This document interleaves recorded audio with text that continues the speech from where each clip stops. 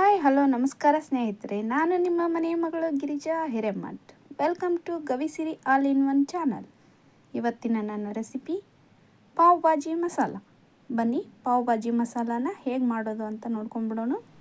ಮೊದಲು ಕುಕ್ಕರಿಗೆ 4 ಆಲೂಗಡ್ಡೆಯನ್ನು ಸಿಪ್ಪೆ ತೆಗೆದು ಚೆನ್ನಾಗಿ ತೊಳೆದು ಸಣ್ಣದಾಗಿ ಹೆಚ್ಕೊಂಡಿರುವಂಥ 4 ಆಲೂಗಡ್ಡೆ, ಅರ್ಧ ಕಪ್ ಬಟಾಣಿ, ಅರ್ಧ ಕಪ್ ಕ್ಯಾರೆಟ್ ಮತ್ತು ಅರ್ಧ ಕಪ್ ಬೀನ್ಸನ್ನು ಸಣ್ಣದಾಗಿ ಹೆಚ್ಕೊಂಡು ಹಾಕ್ಕೊಂಡಿದ್ದೀವಿ. ಮತ್ತು ಅದಕ್ಕೆ 1 ಲೀಟರ್ ನೀರು ಸೇರಿಸಿ ಲಿಡ್ ಕ್ಲೋಸ್ ಮಾಡಿ 3 ವಿಸಲನ್ನು ಕೂಗಿಸೋಣ. ಈ ಕಡೆಗೆ ಒಂದು ಪಾತ್ರೆಗೆ ಒಂದು ಸ್ವಲ್ಪ ಎಣ್ಣೆ, ಅಂದರೆ 1 ಸ್ಪೂನಷ್ಟು ಎಣ್ಣೆ, 1 ಸ್ಪೂನ್ ಆಗುವಷ್ಟು ಬಟರನ್ನು ಹಾಕ್ಕೊಂಡಿದ್ದೀವಿ. ಸ್ವಲ್ಪ ಮೆಲ್ಟ್ ಆಗ್ತಾ ಇದ್ದ ಹಾಗೆ ಸಾಸಿವೆ, ಜೀರಿಗೆ ಮತ್ತು ಕರಿಬೇವನ್ನು ಹಾಕ್ಕೊಂಡು ಚೆನ್ನಾಗಿ ಬಾಡಿಸ್ಕೊಳ್ಳೋಣ. ನಾನು ಪಾವ್ ಭಾಜಿಗೆ ಯೂಸ್ ಮಾಡಿದಂಥ ಬಟರ್ನ ನಮ್ಮ ಮನೆಯಲ್ಲೇ ರೆಡಿ ಮಾಡ್ಕೊಂಡಿದ್ದೆ. ಇದು ಹೊರಗಡೆಯಿಂದ ತಂದಿರೋದಲ್ಲ, ಮನೆಯಲ್ಲೇ ಫ್ರೆಶ್ ಆಗಿ ಮಾಡಿರೋದು. ಇವಾಗ ನಾವು ಶುಂಠಿ ಬೆಳ್ಳುಳ್ಳಿ ಪೇಸ್ಟನ್ನು ಹಾಕ್ಕೊಳ್ತಾ ಇದ್ದೀವಿ.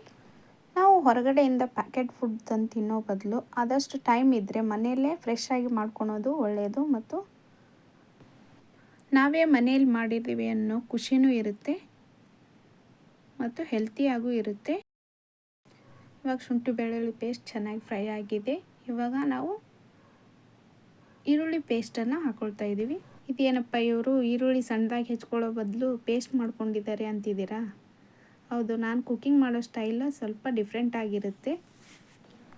ಈ ರೀತಿ ಈರುಳ್ಳಿನ ಪೇಸ್ಟ್ ಮಾಡಿ ಹಾಕ್ಕೊಳ್ಳೋದ್ರಿಂದ ಬೇಯಿಸಿ ಸ್ಮ್ಯಾಶ್ ಮಾಡಿದ ತರಕಾರಿಗಳ ಜೊತೆಗೆ ಚೆನ್ನಾಗಿ ಹೊಂದ್ಕೊಳ್ಳುತ್ತೆ. ಈ ಥರ ಮಾಡೋದ್ರಿಂದ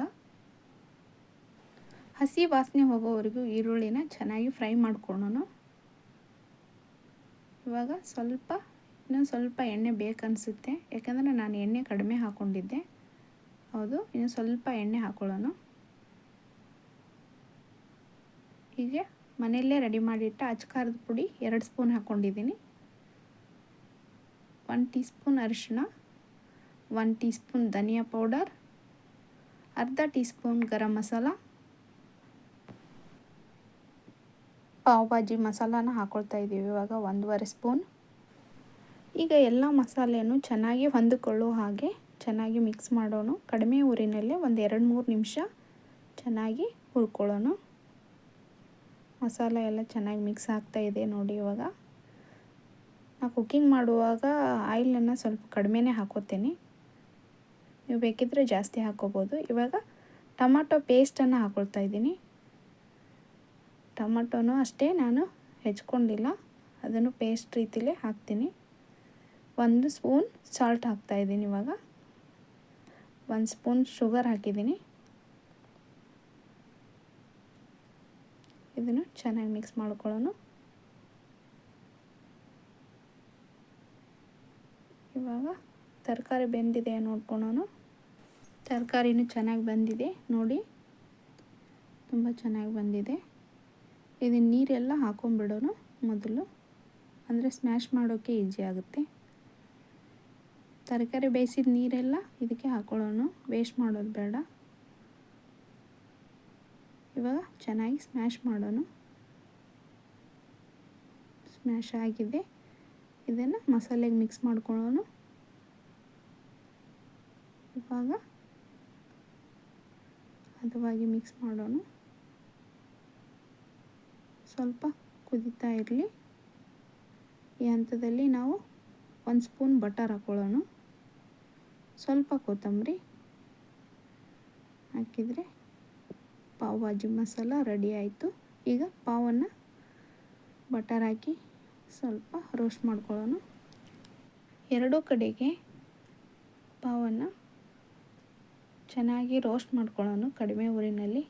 ಇದೆಲ್ಲ ಚೆನ್ನಾಗಿ ಬೇಯಬೇಕಂದ್ರೆ ಒಂದು 2-3 ನಿಮಿಷ ತೊಗೊಳುತ್ತೆ. ತಿರುಗಿಸ್ತಾ ಚೆನ್ನಾಗಿ ರೋಸ್ಟ್ ಮಾಡ್ಕೊಳ್ಳೋದ್ರಿಂದ ಸ್ವಲ್ಪ ಕ್ರಿಸ್ಪಿನೆಸ್ ಬರುತ್ತೆ, ಆವಾಗ ಟೇಸ್ಟ್ ಚೆನ್ನಾಗಿರುತ್ತೆ. ನೋಡಿ ಚೆನ್ನಾಗಿ ಬಂದಿದೆ. ಇವಾಗ ತಗೊಂಡ್ಬಿಡೋಣ. ಪಾವ್ ಭಾಜಿ ಮಸಾಲ ರೆಡಿ ಆಯಿತು. ಸ್ವಲ್ಪ ಸಣ್ಣಗೆ ಹೆಚ್ಚಿದ ಈರುಳ್ಳಿ, ಕೊತ್ತಂಬರಿ ಸೊಪ್ಪು, ಲಿಂಬೆಹಣ್ಣು ಮತ್ತು ಸ್ವಲ್ಪ ಬಟರನ್ನು ಹಾಕಿ ಕೊತ್ತಂಬರಿ ಸೊಪ್ಪನ್ನು ಹಾಕಿ ಸವಿಯಿರಿ.